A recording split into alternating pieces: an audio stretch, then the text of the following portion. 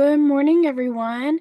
Give us just another minute or two, and we're going to let others join into the webinar, and then we'll go ahead and get started.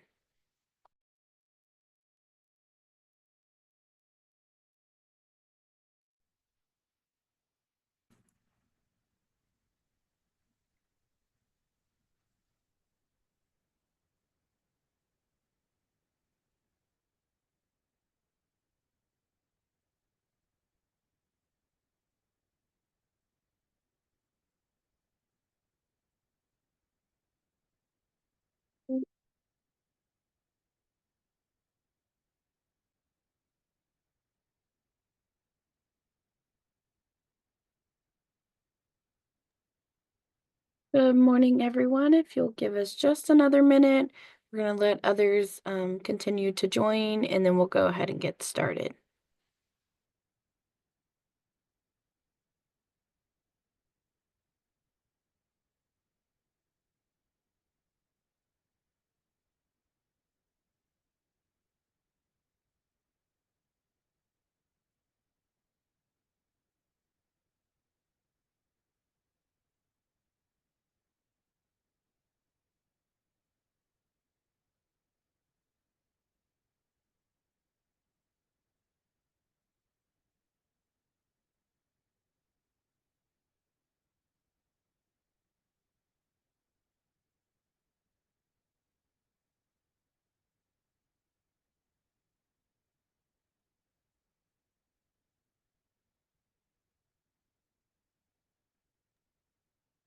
All right. Good morning, everyone. Welcome to Texas.gov Digital Governmental Services, TDGS, DIR-CPO-STS-586 Bidders Conference.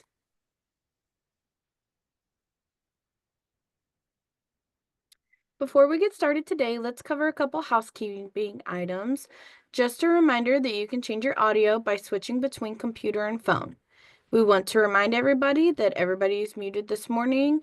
And if you have questions, there will be an email that you can address your questions to within the presentation today.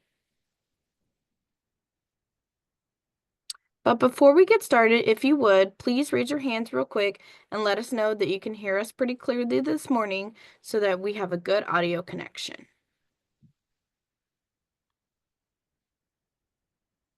All right, thank you for that. Also, the handouts will be made available in the addendums.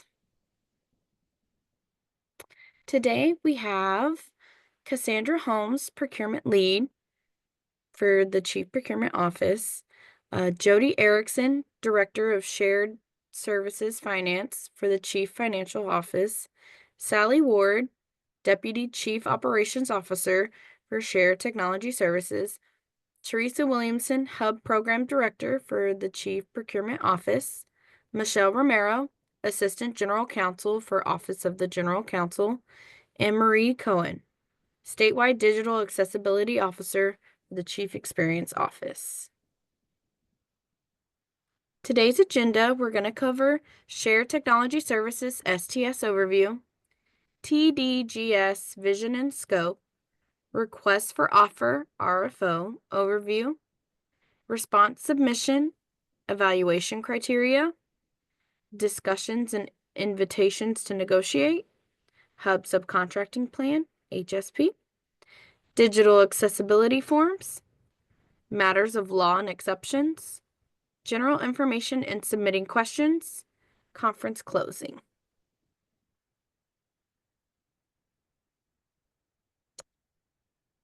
We did want to let you know that we are recording this conference, and we'll post the recording as well as the list of the conference attendees and the slide deck from today as an addendum on the ESBD.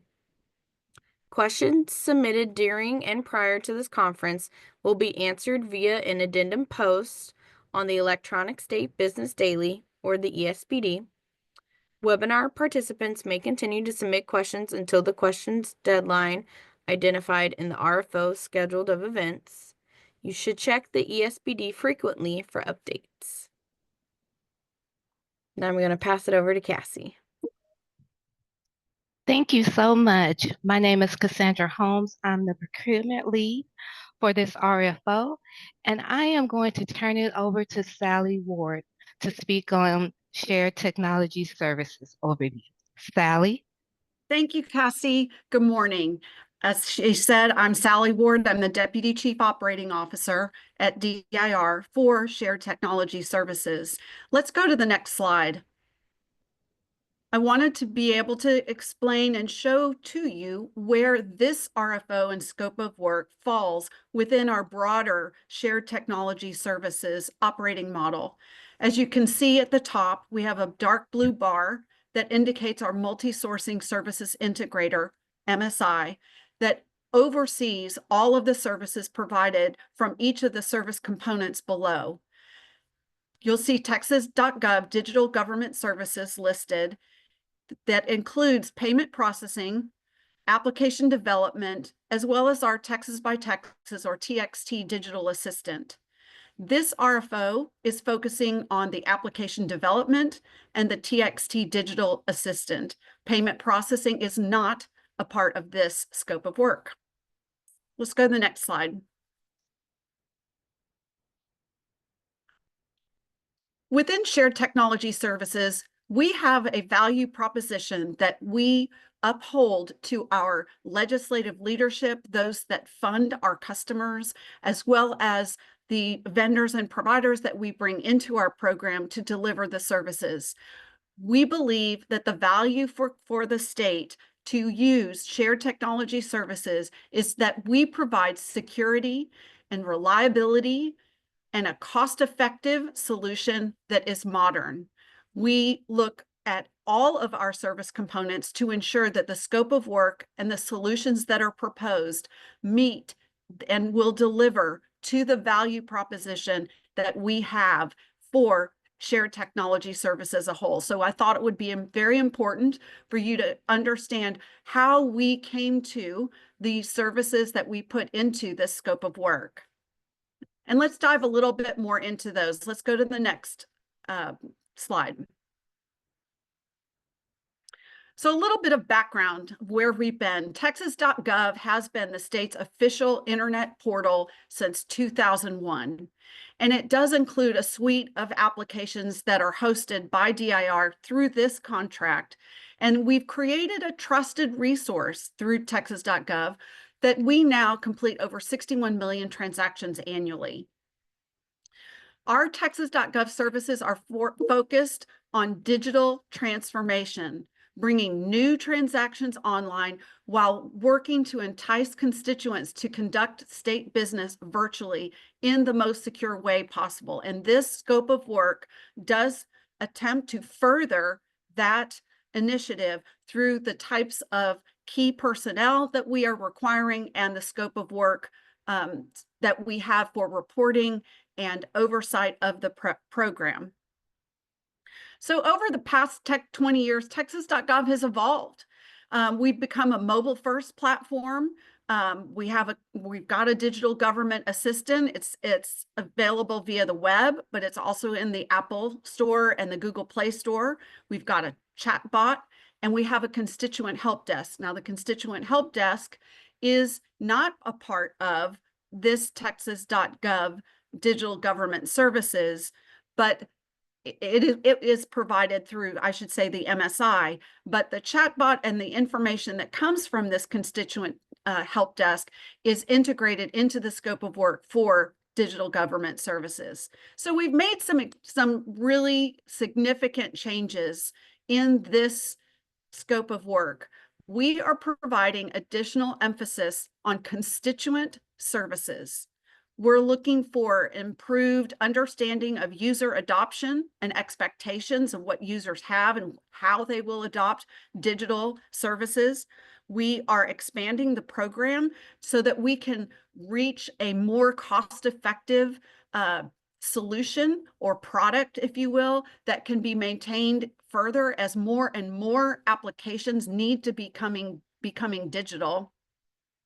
And we're looking to lower our customer onboarding onboarding barriers. Now, a customer is a state agency or governmental entity that wants to transact business with a constituent through Texas.gov.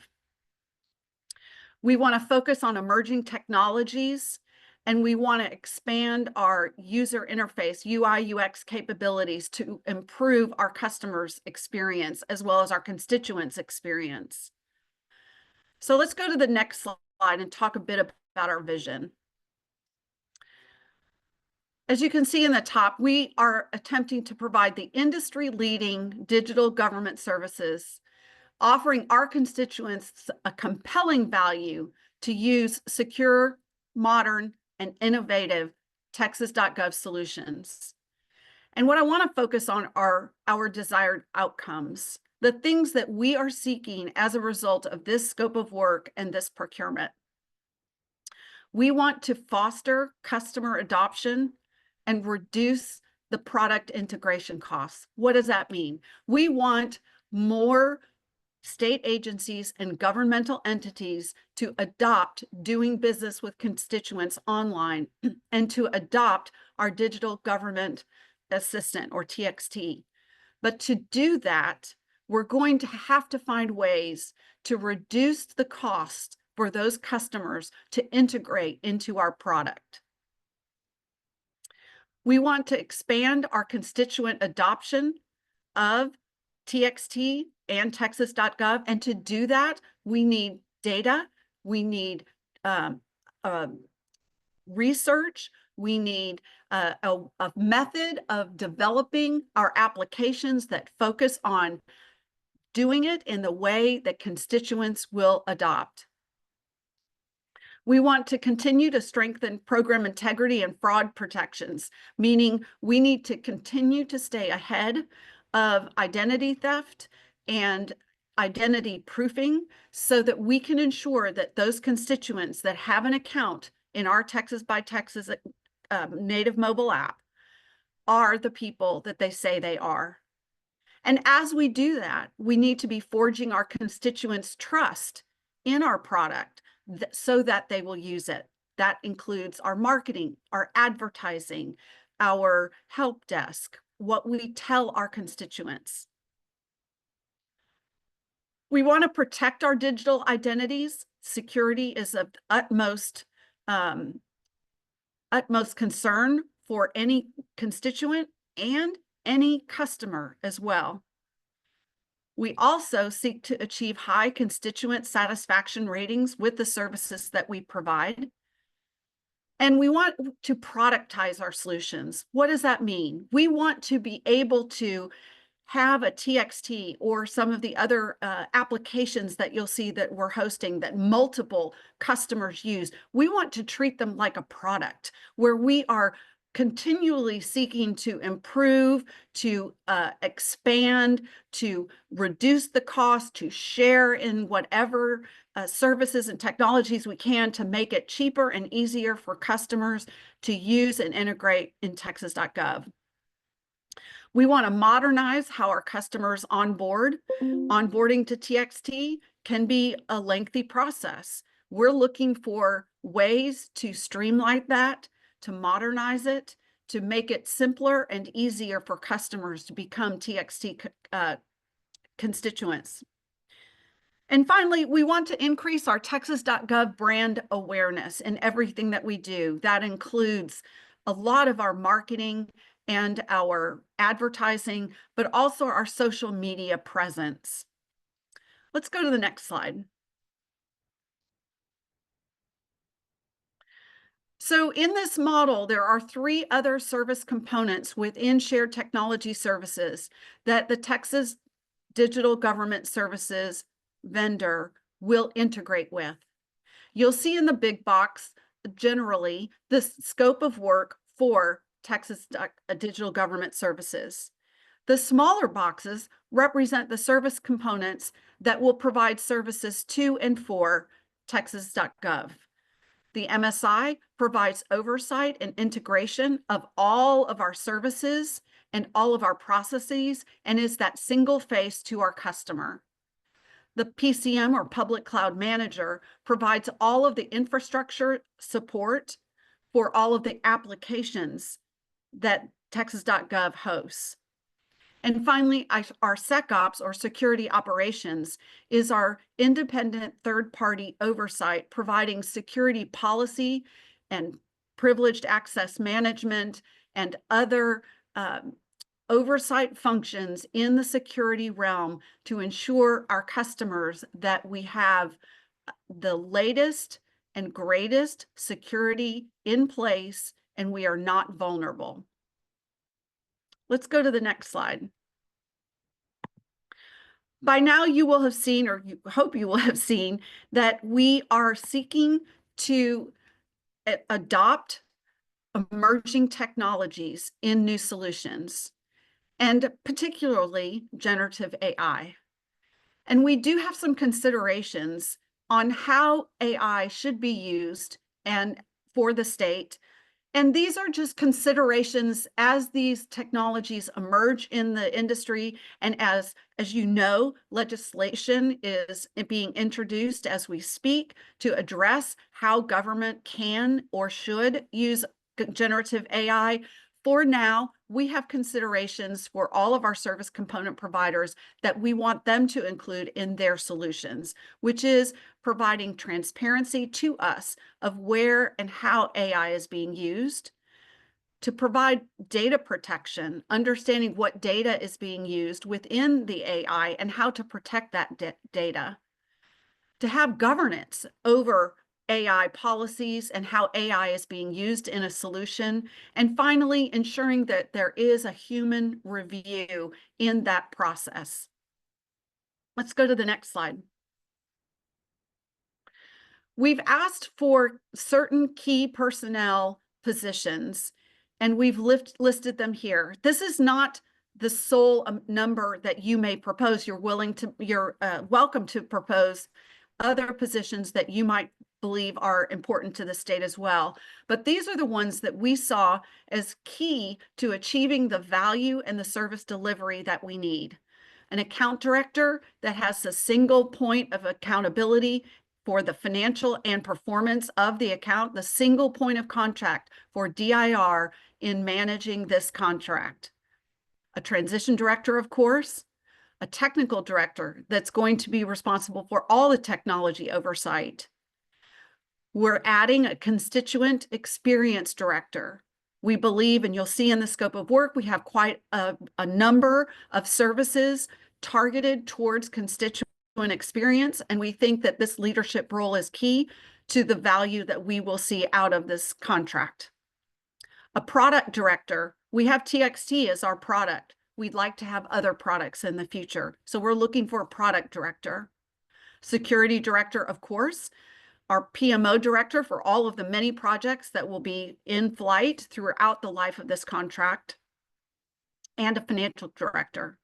We are asking for a 24-month minimum commitment from contract execution, and we are asking that you propose an organization chart that has clear lines defined for authority and accountability over all management aspects of this contract.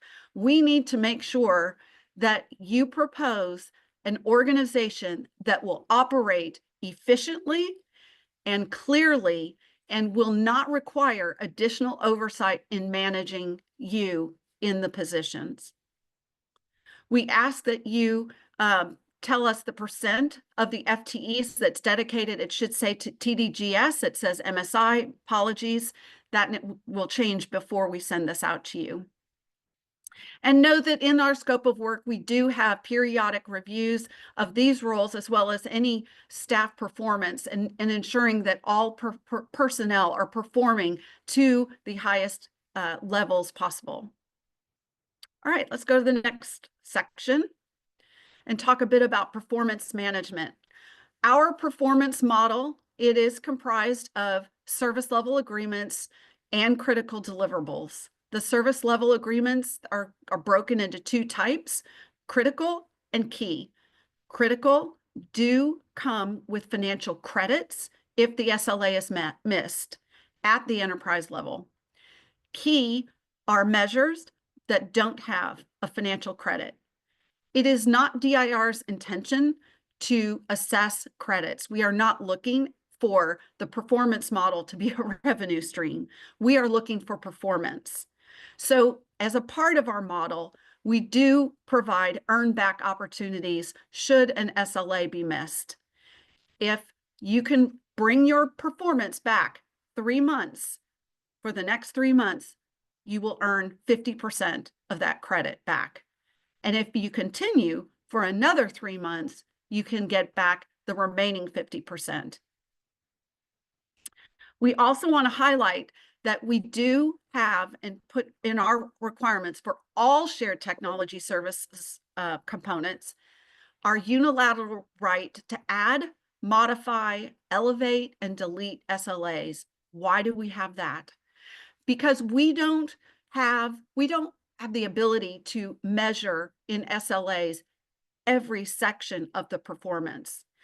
But we want you to propose a solution that ensures that you are meeting the expectations and the requirements of the contract in all areas, not just the ones that happen to be measured as a part of those SLAs.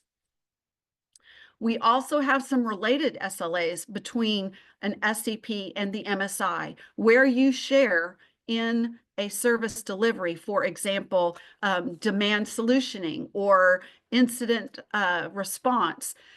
Those SLAs are shared, and both the MSI and the service component provider are measured together and share the outcome of that SLA. And finally, we do have service level improvement plans whenever an SLA is missed, so that we ensure that once a miss has occurred, we're doing what we need to do to ensure that miss does not reoccur. All right, let's move to the next slide. So in our service integration model, our goal is to leverage the MSI in order to be that single point of contact to our customers and to ensure seamless service delivery across all of our providers.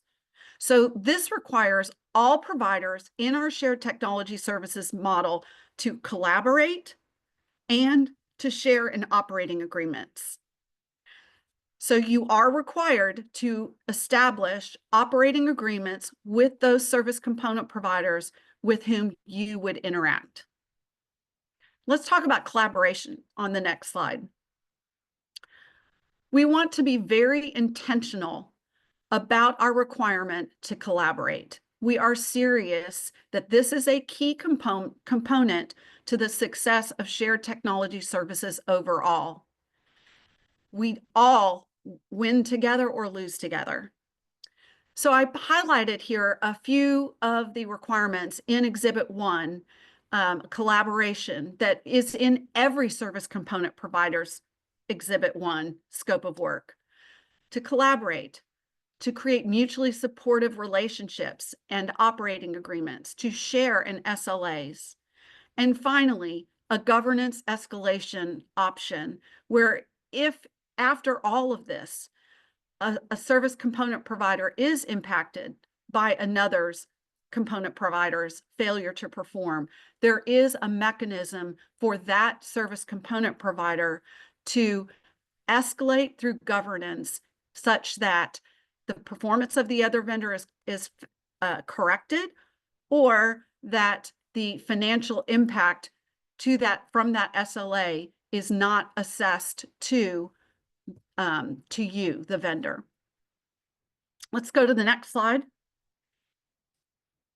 We also have a governance structure of shared technology services that involves our customers and our service component providers, but primarily is for our customers so that we provide to you a single face, a single shared view and response and decision-making and process within shared technology services with the many, many customers that we have. Our model is an owner-operator approach. That's where the customer is both the owner and the operator of the services that they receive from shared technology services. That means they will work directly with all the service component providers. They are expected to resolve their issues specific to them at an operational level, and they are required to participate in the committees that are part of our shared technology services governance to address the larger enterprise matters. Next slide. So the framework involves customers at all levels. It establishes representational model in that all of our customers are segregated into partner groups, and each partner group establishes one representative to represent all the agencies within that partner group on each solution group or leadership committee. The framework is designed to resolve issues and make strategic decisions. It is not an advisory commission. Any issues that customers bring, we as a group with our service component providers resolve them. The framework is intended, as I said, to provide a single voice to our vendors, and it also drives to consensus-based decision-making. And where we can't get consensus-based decision-making through this framework, we have escalation paths to resolve those. So if you go to the next slide, the model is shown here. You'll see there is a Texas.gov solution group. This contract, this vendor would be expected to participate on that solution group to help drive solution issues into results and to bring new ideas and new changes to our customer base. And with that, I think that's my last slide, and I will turn it back over to Cassie. Thank you so much, Sally. Again, this is Cassandra Holmes. I'm the procurement lead for TDGS RFO, and I'm going to spend some time covering general RFO information, contents, requirements, term of the contract, and RFO schedule. Next slide. As stated, DIR seeks to procure a vendor to manage, modernize, and evolve our Texas.gov websites and Texas by Texas digital assistant and native mobile environments to support eligible DIR customers and constituents. As a result of this RFO, DIR expects to receive and evaluate responses and select one successful respondent with whom to enter into a contract.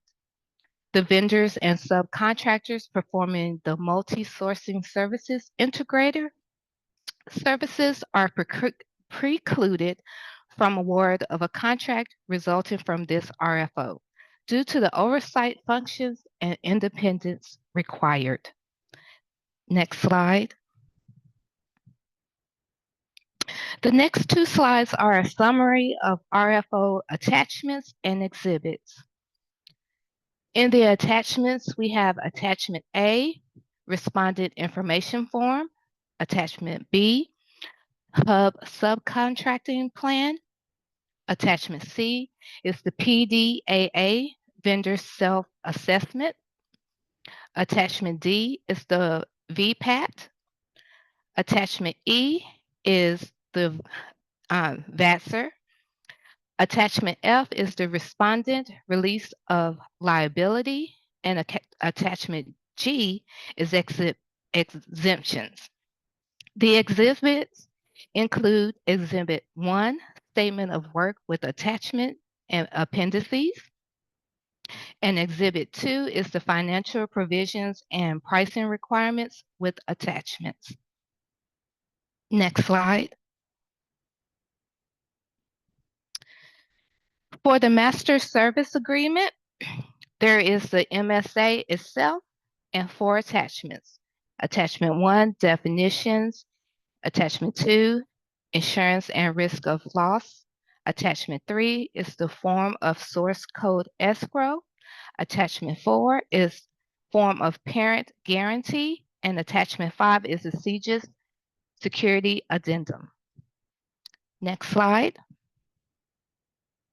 As previously mentioned, DIR seeks a successful respondent to provide, manage, modernize, and evolve our Texas.gov websites and TXT digital assistant and native mobile environments to eligible customers and constituents through the TDGS program.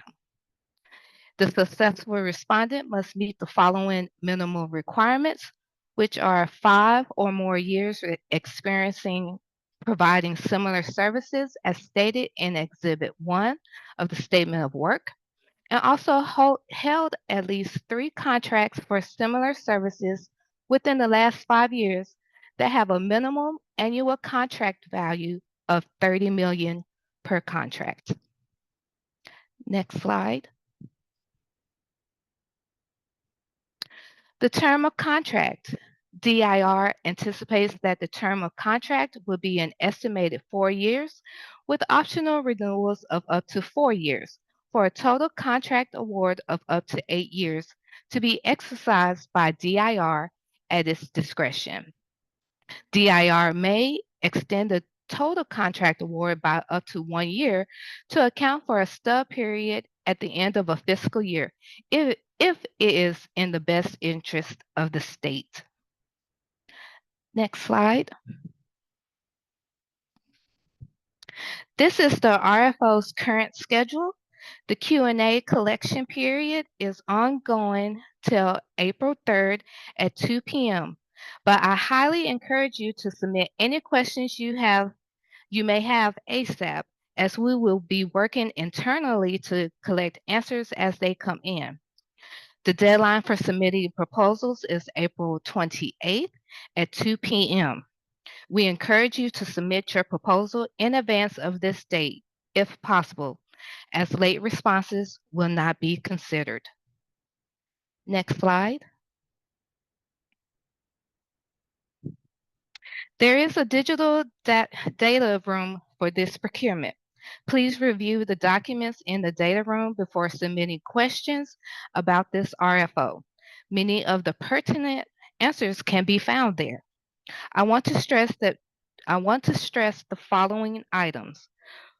When submitting an access request, you must use your official company name as listed on the Secretary of State website.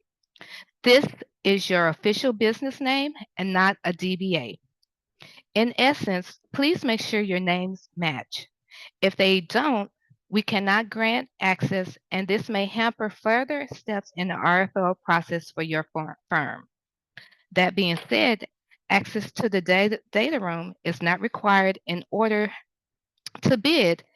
However, it does contain information and data that prospective bidders may find helpful. You would need to submit an access request and return a signed NDA before access may be granted. The link to request this access can be found in section 3.3.1.2 of the RFO, which will take you to the landing page that provides instructions on requesting access. Next slide. Now we'll dive into a more detailed overview of what should be included in your response. Next slide. There are 4 required items that must be included with any response. Respondents are expected to submit 4 separate zip files in their bid response. Each zip file should contain the required files for each package as described in the RFO. Files should be labeled accordingly per the instructions in the RFO, which can be found in section 3.5. They do not need to be submitted in separate emails. Bid responses should be submitted to the email shown here prior to the response submission deadline outlined in the schedule of events. Late responses will not be considered.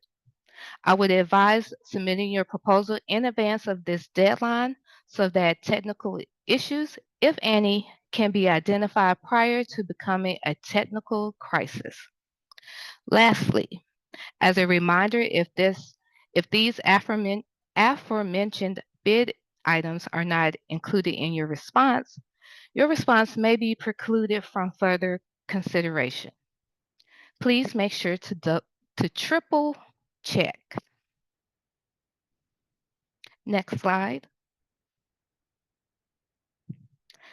Now we will cover the response files required for each package and their naming conventions on the right. In the administrative submissions requirements, which is package 1, the files shown here are outlined in RFO section 3.5.12. Next slide.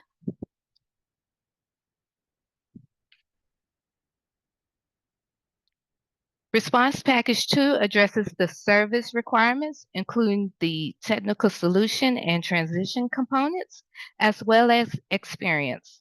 An additional item to note is that we request the transition project plan be submitted in either Excel or MS Project and PDF format, as evaluators may not have access to Microsoft Project. As for bid exemptions, we will cover these shortly once we get to the matters of law portion of this presentation. And we'll just take a few moments to look at the RFO references and the form of response for package 2. Next slide. The last 2 required response packages are listed here. Pricing information is provided in response package 3, and the hub subcontracting plan will be response package 4, which Teresa Williamson will go into further detail on once we arrive at the hub portion of this presentation. But before we can get to the hub portion, I will hand it over to Jody Erickson in our finance area to cover pricing. Jody, take it away. Thanks, Cassie. Hello, everyone. I'm Jody Erickson, the Director of Shared Services Finance, and I'll be walking you through the next 3 slides related to the RFO pricing documents.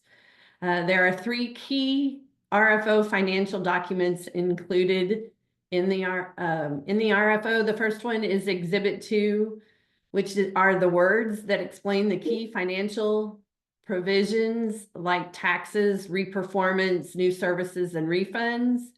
It also includes details on invoicing and payment, including billing month, billing triggers, billing time limitations, disputes, and our customer chargeback process.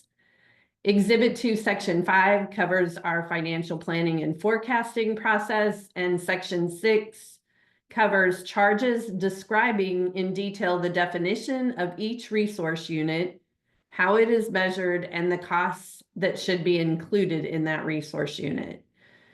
Attachment 2.1 is an Excel workbook that is part of the respondent's pricing submission, and we would like you to please pay close attention to the instructions tab when completing each section, and be sure to respond to all pricing tabs where input is requested, or clearly document an assumption explaining why you did not respond. Attachment 2.2 is a financial responsibility matrix that identifies who pays for what services and the associated charging mechanism. If you have trouble determining who pays for something or where to include it in your pricing, this is a great place to start. Next slide, please. Attachment 2.1 pricing highlights include 5 key areas. Under respondent assumptions, please be sure to leverage the QA process to eliminate as many assumptions as possible prior to submitting your proposals. Many questions can be cleared by a thorough read of all pricing documentation, the instructions, and by accessing the data room. The pricing impacts for an assumption should not be marked as TBD or to be determined. If something does not have a pricing impact, please mark that with a 0, but do not leave it blank.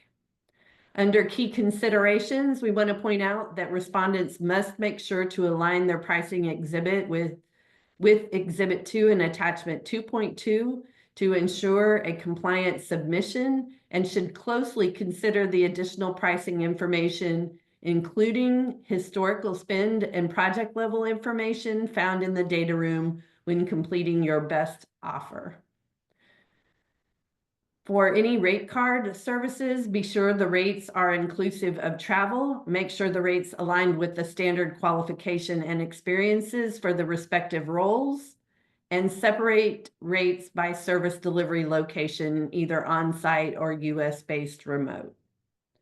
For transition, please note these recurring milestone charges are for implementation pre-commencement as applicable to your solution, and must be aligned with attachment 1.1, and that these are payable by DIR at commencement. Since TDGS is a mature tower in the STS program, we are not expecting significant transition charges. Please review the quantity and quality of the data room materials closely to assist your sizing efforts related to transition. For volume discounts, we expect respondents to offer discounts as our program continues to grow, and note that this is a critical piece of our best value determination. Please do not leave this section blank. Next slide.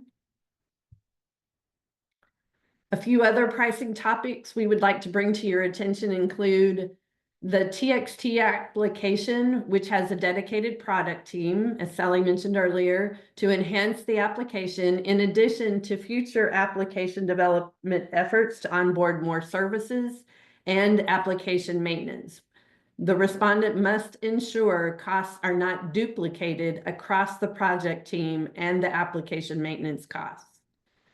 For application development, the charges will leverage either a sprint or a waterfall-based methodology using the rate card rates and the number of hours for the sprint or milestone roles. For application maintenance, the respondent must price application maintenance for each application in Appendix A application list tab, and the totals from Appendix A are linked to the unit rate tab, so please don't break those links. Again, be sure to leverage the data room information when preparing your application maintenance pricing. I think that turns it back to you, Cassie. Thanks, Jody. Next, I want to call out some key points to remember as you prepare to submit your response. Attachment A has to be signed. Your response will be disqualified if it is not. You must provide proof that you meet the minimum qualifications identified within the RFO, part of response package number 1.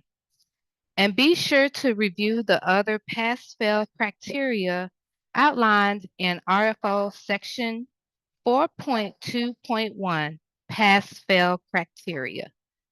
Next slide.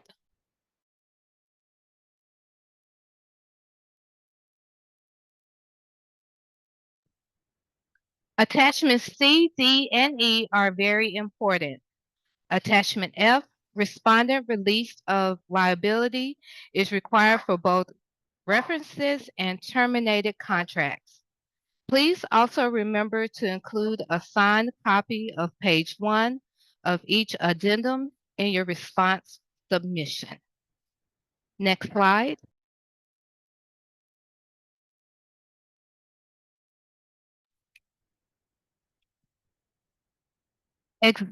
Exceptions must be submitted using the format provided in Attachment G. We will require 3 references for which the respondent has provided similar services to.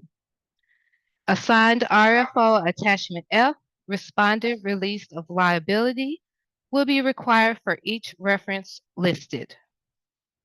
I recommend you contact your references in advance and let them know that DIR may be contacting them. We also advise that you choose your references carefully. DIR is not responsible for non-responsive references. Next slide.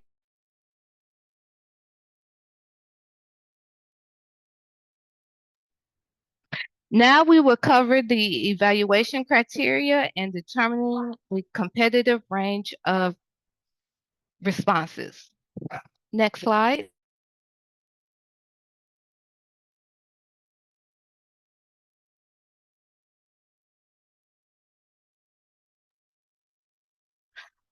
Our responses will go through an administrative review where the basics are checked, such as signatures, and that all required documents were provided.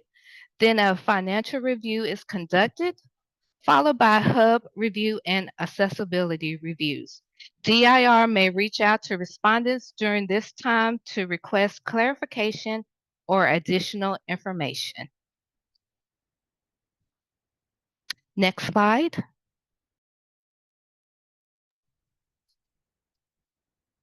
Finally, on the pass-fail requirements are the minimum experience qualifications and accessibility forms, which we will dive into more details on later in the presentation. Next slide.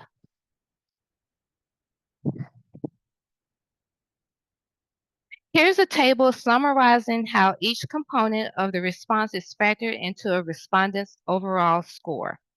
You have your 5 main areas: technical solution, transition and service integration, pricing, proposed account organization and experience, corporate experience, constituent experience, TXT technical solution, and fraud prevention. Next slide. Now we will cover discussions and invitations to negotiate.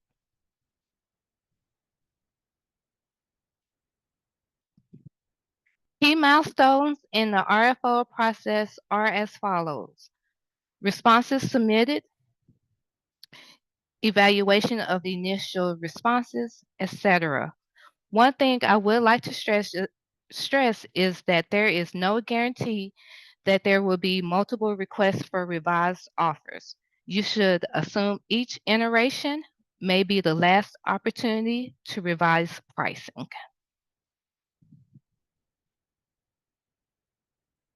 Next slide. The state, in its discretion, may hold a series of discussion sessions with the respondents to ensure complete and accurate understanding of requirements to this RFO. We may, at our discretion, hold a series of meetings between select respondents and our MSI or other SCPs. These sessions are a great opportunity to gain a better understanding of the RFO and clear up any pricing assumptions that may remain.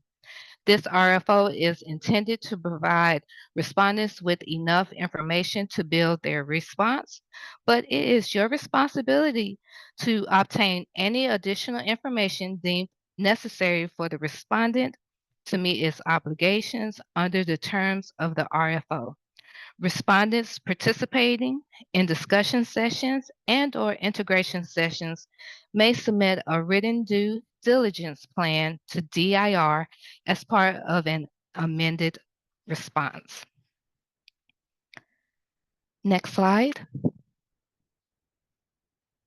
We may request oral presentations and may initiate the revised offer process. Revised offers may be scored. At DIR, we do not do BAFOs or best and final offers. Instead, we employ the use of requests for revised offers or RFROs. This process is continued until best value for the state is achieved. Consequently, it is highly recommended that each be treated as though it is your last opportunity to revise your response and pricing. as we make no guarantees of successful RFROs. The purpose of RFO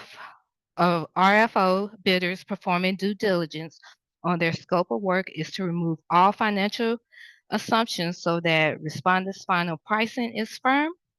DIR will work to answer all relevant questions, allowing RFO bidders to reduce the unknowns in the procurement process and therefore submit a more informed response. Due diligence generally runs concurrently with MSI integration sessions and negotiation and is completed prior to contract award. Next slide.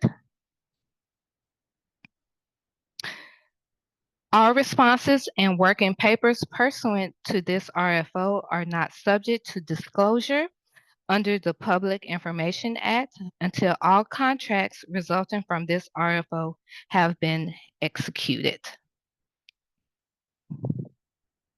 Next slide. Next up, we have Teresa Williamson on Hub. Teresa, take it away. Thank you, Cassie. Good morning, everyone. My name is Teresa Williamson. I'm the director of the Hub program here at DIR. Let's talk about the importance of submitting a completed and signed HSP. Next slide. Please visit the link that's provided for the most current approved copy of the Hub subcontracting plan, also known as your HSP. You will be required to download the HSP form and complete it. Please do not modify this document in any way. It is owned and managed by the Comptroller's Office, and it is an editable copy. Next slide. All respondents, Hub and non-Hub, are required to submit a completed signed HSP. Failure to submit a completed and signed HSP will result in your response being rejected, meaning that you will not move forward with the solicitation. It is a pass or fail item. There are 3 ways to complete your HSP. The first is to meet or exceed the Hub goal and complete method A. The second is to not meet the Hub goal and complete method B. And the third is to self-perform. Next slide. The Hub goal for this RFO is 26%. If your proposed subcontracting meets or exceeds that 26% Hub goal, you'll complete method A. Be sure to identify all Hub and non-Hub vendors that you plan to use as subcontractors. Include your anticipated dollar amounts and expected percentages. So you'll complete sections 1, 2, 4, and the method A attachment A. Next slide. If you are going to subcontract below the Hub goal, you'll complete method B. Be sure to solicit a minimum of 3 Hub certified companies and 2 minority trade organizations. You must allow them 7 working days to respond to you prior to the due date of this RFO. You'll include your outreach to these entities with your HSP submission. So you'll complete sections 1, 2, 4, and the method B attachment B. Please allow yourself plenty of time to complete your method B good faith effort. Please remember that the day that you send out your correspondence is considered day 0. I've seen many companies submit an incomplete method B good faith effort and fail the process because of it. So please make sure that you're giving yourself plenty of time to follow through with the instructions when completing this method. The Hub office will also provide a courtesy review of your HSP prior to the due date of this RFO. Next slide. If you will be self-performing, you will complete sections 1, 2, 3, and 4. In your self-performing justification, you'll identify how your company will fulfill a contract with its own staff, equipment, and resources. Don't say that you'll subcontract in the future or if you need to. Make the case on how you will self-perform. Next slide. My contact information is listed here. Again, we will provide you with a courtesy review of your HSP prior to the due date as time permits. You must contact us no later than 10 business days prior to the due date of this RFO. We also have resources available on the DIR YouTube channel, giving guidance on completing each of the three methods available to you. Each recording focuses on the methods that we've talked about.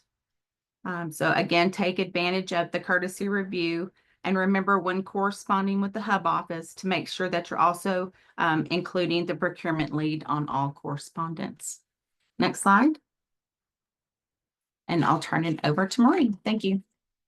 Thank you, Teresa. Good afternoon, or I guess, yeah, good afternoon, everyone. My name is Marie Cohan. I'm the statewide digital accessibility officer, and I'm going to review the digital accessibility requirements for this solicitation. Next slide, please. So I'm not going to read the entire slide. I'll summarize it. Digital accessibility is the practice of designing and building technology that removes barriers for people with disabilities. The digital tools and technologies include products, services, communications, and related supporting documentation or deliverable documents. We have a Texas statute regarding digital accessibility. We also have Texas Administrative Code 206 and 213 for accessibility requirements in all technology and websites. And we follow the Worldwide Web Consortium WCAG level 2.1 AA. This is a new standard that has been adopted nationwide for web accessibility. So just make a note of that it is a higher standard now. It's WCAG 2.1 AA. You may have heard the terms electronic and information resources or information and communications technology. These are all under the umbrella of digital accessibility. Next slide, please. So the three documents I'm going to review are the Policy-Driven Adoption for Accessibility, which is a vendor self-assessment, also known as a PDAA. The Vendor Accessibility Development Services Information Request, also known as a VAD-SIR. The Accessibility Conformance Report, or ACR, which is a completed voluntary product accessibility template, or VPAT. Next slide, please. The first one I'm going to review is the Policy-Driven Adoption for Accessibility, or PDAA. This is a self-assessment of the responding vendor's organization.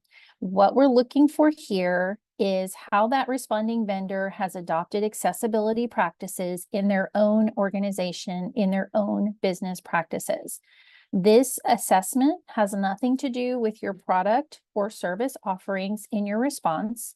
This is strictly for your organization to help us understand how you have adopted accessibility practices in your own business practices and culture. So types of business practices would be your project management lifecycle, your HR practices, your procurement practices. If you are a development firm, how do you adopt accessibility into your product development lifecycle? So we're looking for how you have adopted accessibility and what level of maturity you're at. Please use the form that is included in your packet. Please only use the scores of 0, 1, 2, or 3. Check marks or X's or any other type of mark will not be accepted. The form submitted in any other format, but the Excel file that was provided for you will also not be accepted. This is a required form. If it is missing, incomplete, or submitted with a score of 0, it will receive a failing score and could impact the overall submission. Next slide, please.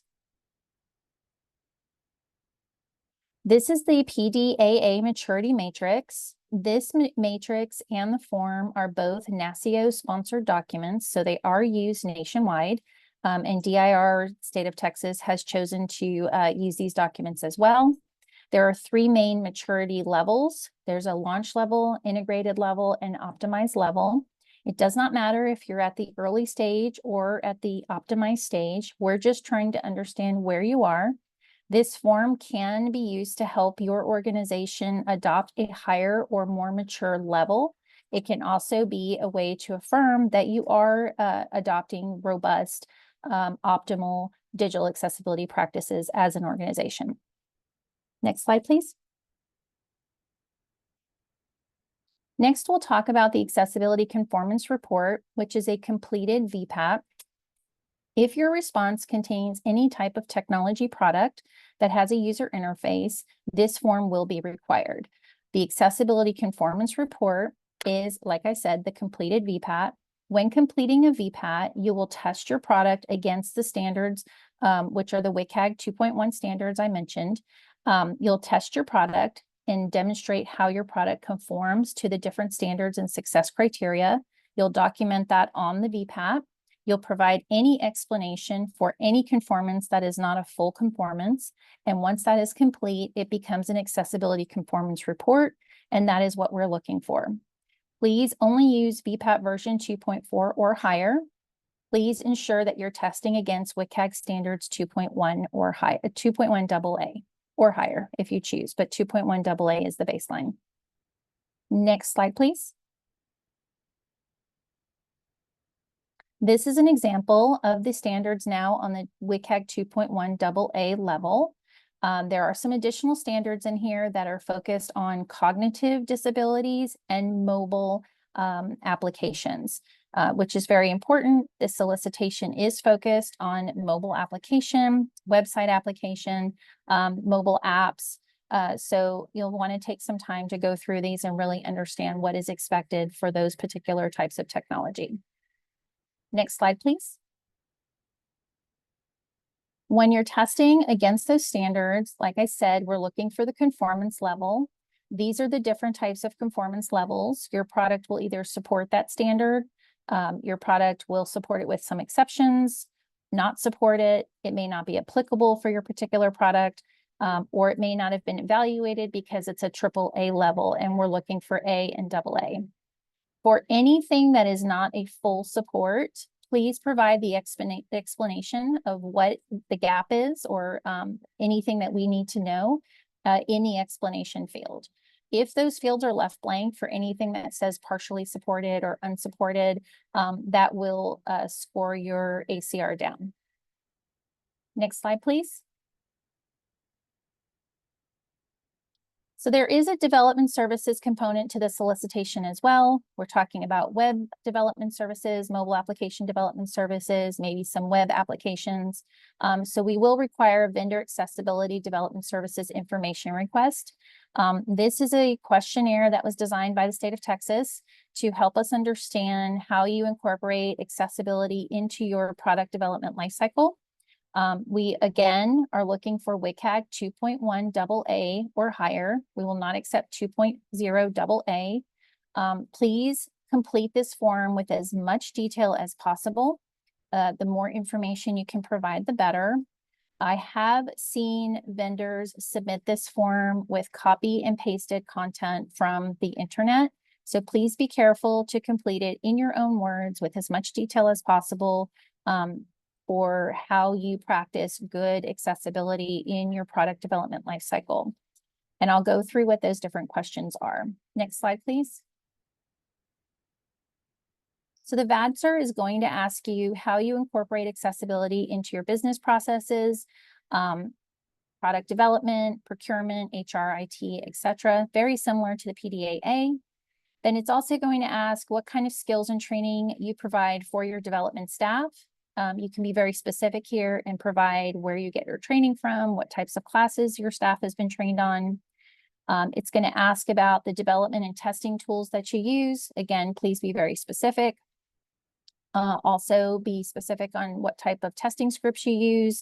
Are you doing automated testing only? Are you doing manual testing as well? Manual testing would be testing with a keyboard only. And then are you incorporating assistive technology as well? So are you testing with a screen reader, let's say? Also, it's going to ask what kind of corrective action process is you use, what kind of tools you use to document, track, and resolve defects. Please provide as much detail there too. And then we're looking for what kind of alternate accommodation can be made in the event that there is a defect or some sort of non-compliance.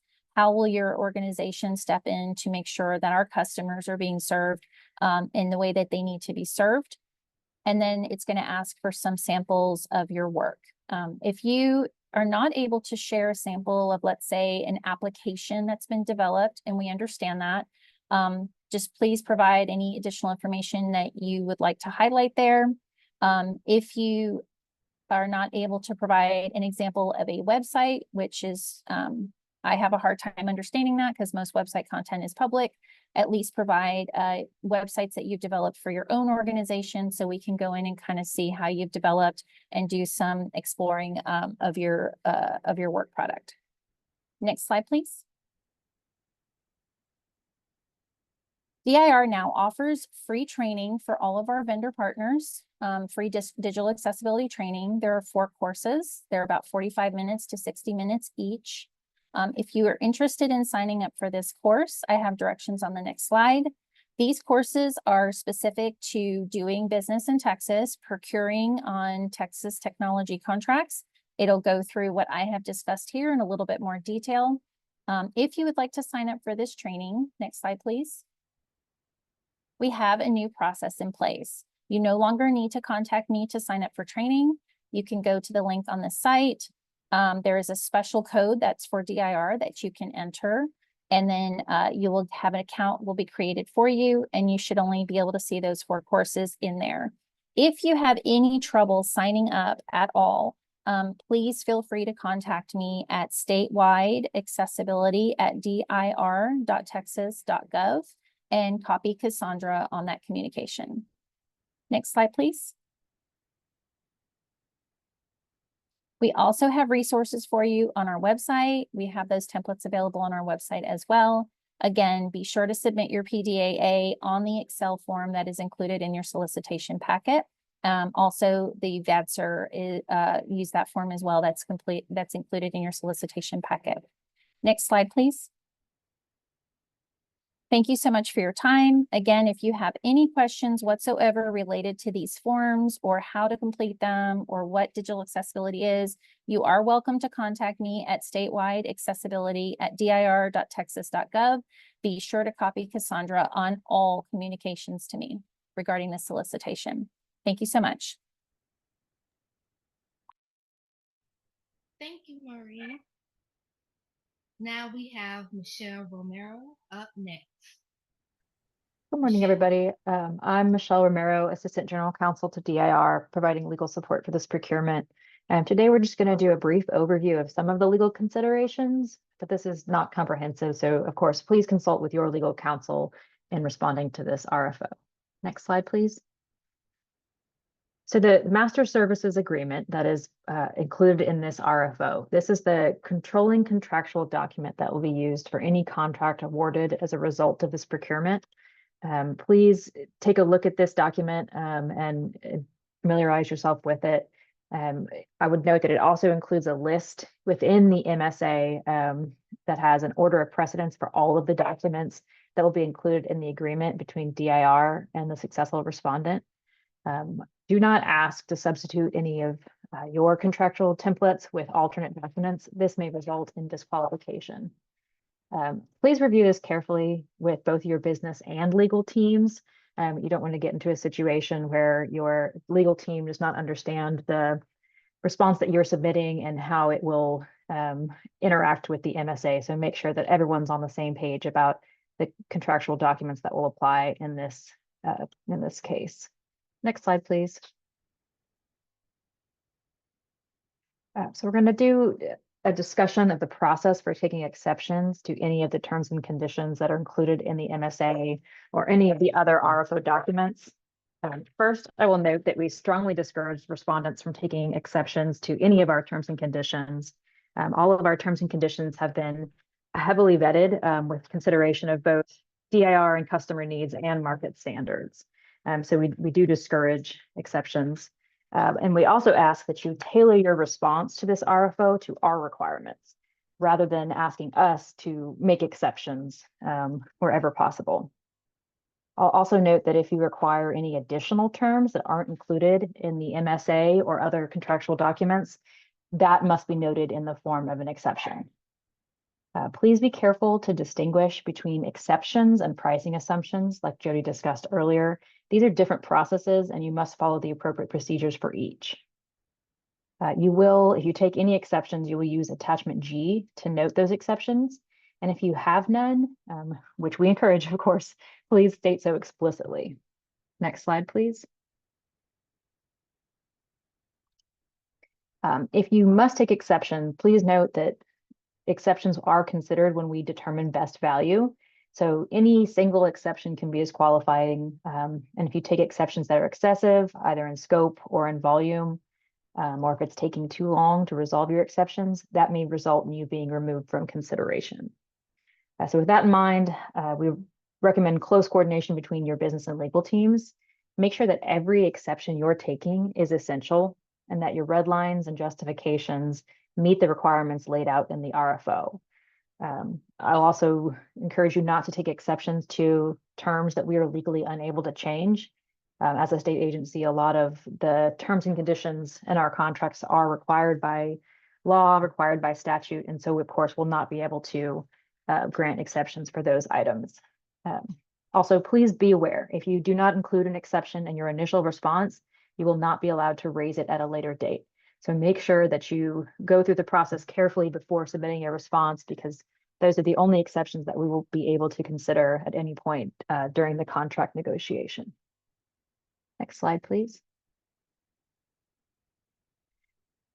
Designated contacts. So vendors, respondents, and all of their representatives are prohibited from discussing this statement of work with anyone other than the designated contact.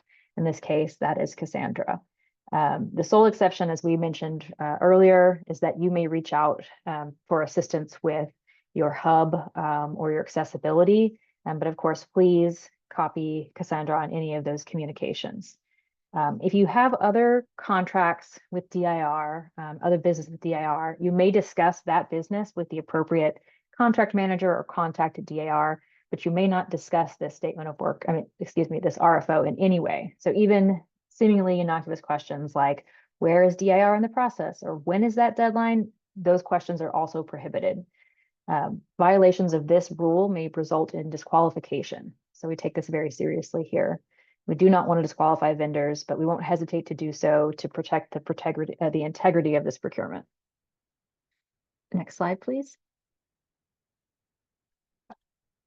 So legal entity name, just a few notes about the name to use when submitting your response. Please use your exact legal entity name. This is similar to submitting your NDA for the data room. We want to make sure that the name you submit matches what's registered with the Texas Secretary of State.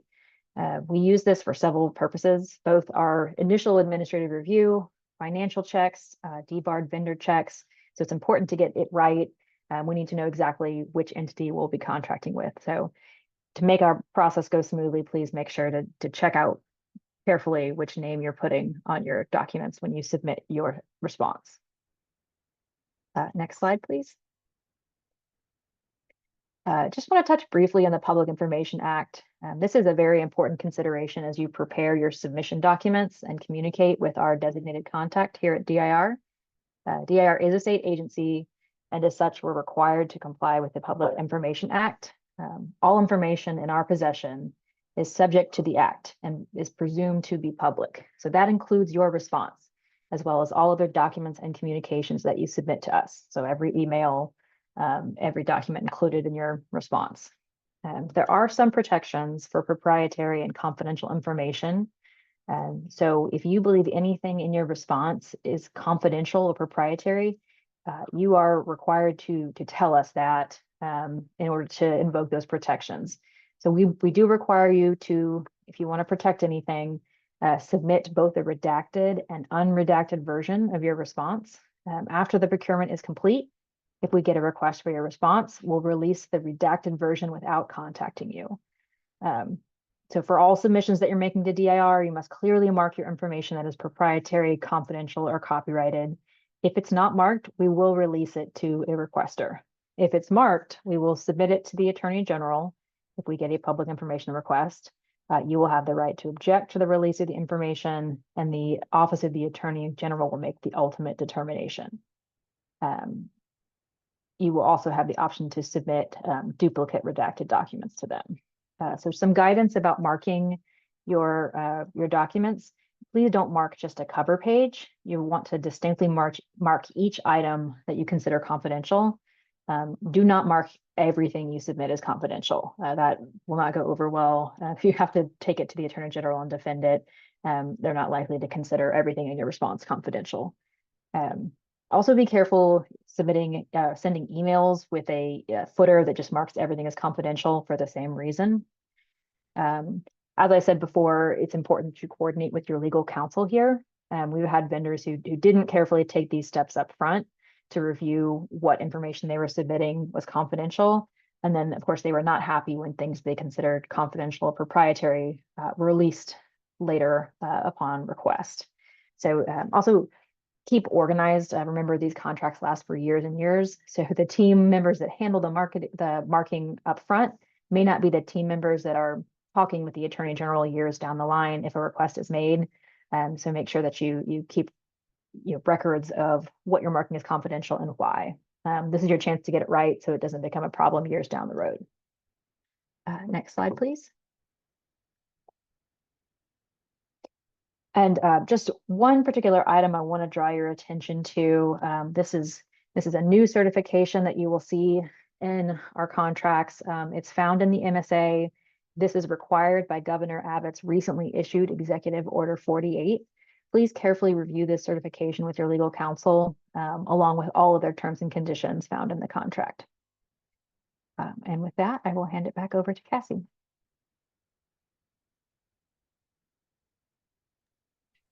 Thank you, Michelle. As we approach the end of the presentation, I wanted to briefly restate some important takeaways in the Q&A process. Next slide. When submitting questions, be sure to include the RFO section and page numbers. And also, oh, I'm sorry, we're talking about precluded vendors. Apologies.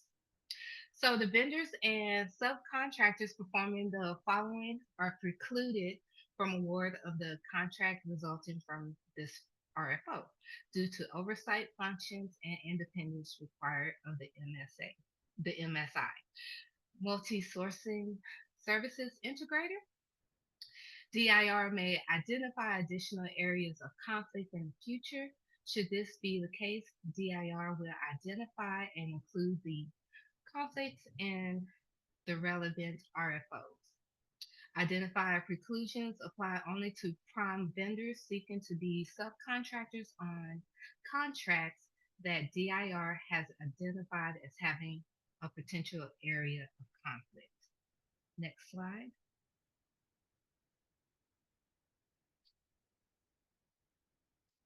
The sole point of contact regarding this RFO is myself, Cassandra Holmes. I may be reached at enterprise586 at DIR.Texas.gov. Any hub subcontracting inquiries, please send to Teresa Williamson at dir.hub at dir.texas.gov. Questions submitted prior to this conference will be answered via an addendum posted to the electronic state business daily. And lastly, I recommend checking the ESBD often for updates and addenda that may have been posted.